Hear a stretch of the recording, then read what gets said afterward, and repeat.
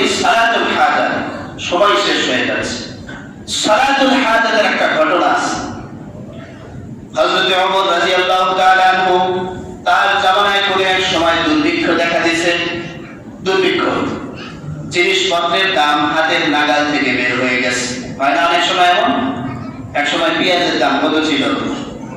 কয়শো টাকা কেজি খাইছেন? 300 টাকা কেজি খাইছেন। হাতের নাগাল থেকে কি মোটামুটি বের হয়ে গেছে। তখন পেঁয়াজ শুধু অনেকে শুকা শুকা খাইছে, 1-2টা পেঁয়াজ, তাই না? ডিম বাজা মামলেট আর মামলেট নাই, ওটা ডিম পচায় গেছে। এই যে কৃত্রিম যে সিন্ডিকেট সৃষ্টি করে যারা সৃষ্টি করে পুরা জাতির সম্পদকে তারা নষ্ট করে, কিয়ামতের দিন এদেরকে আল্লাহর কাছে বলে দাঁড়িয়ে না।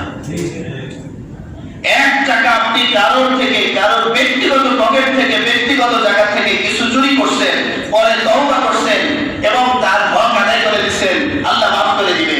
কিন্তু রাষ্ট্রের কোনো টাকা বা কোনো সম্পদ যদি আমার আপনার দ্বারা নষ্ট হয়, পুরা রাষ্ট্রের কোটি কোটি মানুষ আপনার আমার বিরুদ্ধে সাক্ষ্য হয়ে দাঁড়াবে। নাউজুবিল্লাহ। এজন্য মানুষের হক সম্পর্কে খুবই সচেতন হওয়া দরকার।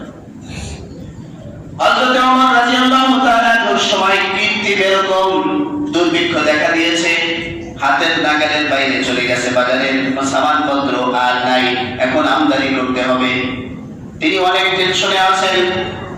একদা এক রাত্রিতে তিনি খুব ক্লান্ত শ্রান্ত অবস্থায় ঘুমানোর সুযোগ পান নাই। তিনি চেয়ারে বসে আছেন।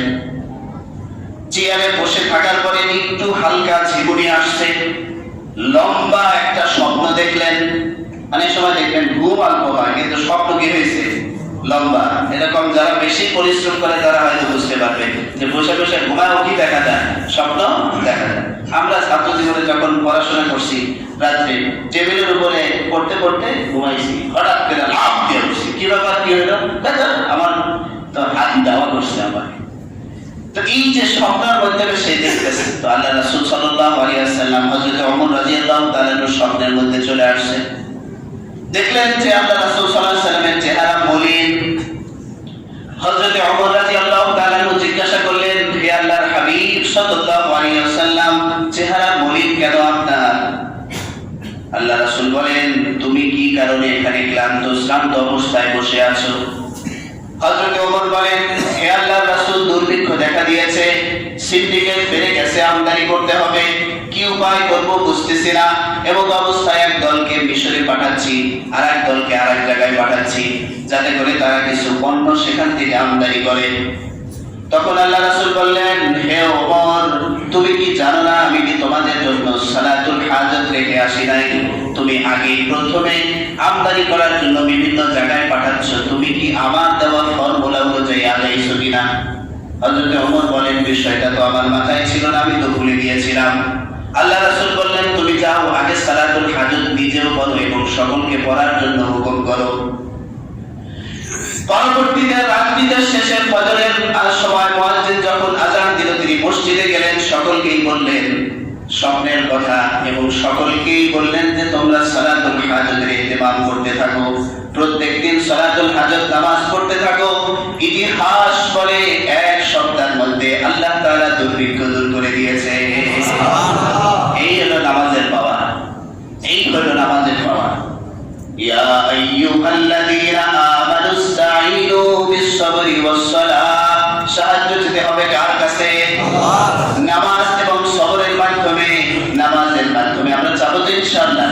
যখনই কোনো বিপদ আসে, সবরের প্রসঙ্গ বা ফলাফল আল্লাহ বাঁচিয়ে রাখলে আগামী সপ্তাহে আমরা আলোচনা করব, কিন্তু নামাজ এটা আমাদের লাগবে। আমরা শুধুমাত্র এই ডাক্তার, ওষুধ এগুলা নির্ভর হয়ে গেছি। এগুলা ব্যবহার করা সুন্নতের খেলাফ না, কিন্তু এগুলার উপর নির্ভর করা এটা সুন্নতের খেলাফ। যখনই বিপদ আসছে আপনি যাওয়ার আগেই মসজিদে কিছু দান করেন।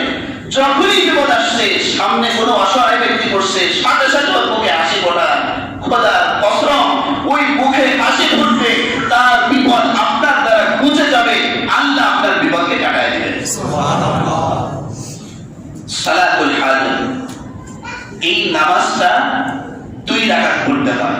সুন্দর করে ওযু করবেন, সুন্নত তরিকা অনুযায়ী ওযু করে 2 রাকাত নামাজ নফলের নিয়ত করবেন, হে আল্লাহ সালাতুল হাজাতের নিয়ত করছি। এবং কি প্রয়োজন আপনার ওইটা আল্লাহ তাআলা হে আল্লাহ, আমার একটা সুন্দর চাকরি লাগবে, আমার ব্যবসার উন্নতি লাগবে। দোয়া করা যাবে না? হ্যাঁ, আল্লাহকে কি পর মনে হয়? আপনি যতটা মন খুলে আল্লাহর কাছে চাইতে পারবেন, আপনার নেতার কাছে, আপনার লিডারের কাছে, আপনার অফিসের বসের কাছে চাইতে পারবেন না। ওইভাবে চাইলে আপনাকে ফকির মিসকিন মনে করে গার্ডেরা ধাক্কা দিয়ে পারবেন। এজন্য আল্লাহর কাছে লিস্ট করে লিস্ট করবেন কি কি দরকার। প্রত্যেকদিন একটা সবাই নামাজ পড়ে, নামাজ পড়ে এক আল্লাহর বান্দার একটা ছোট্ট কাহিনী শোনায়।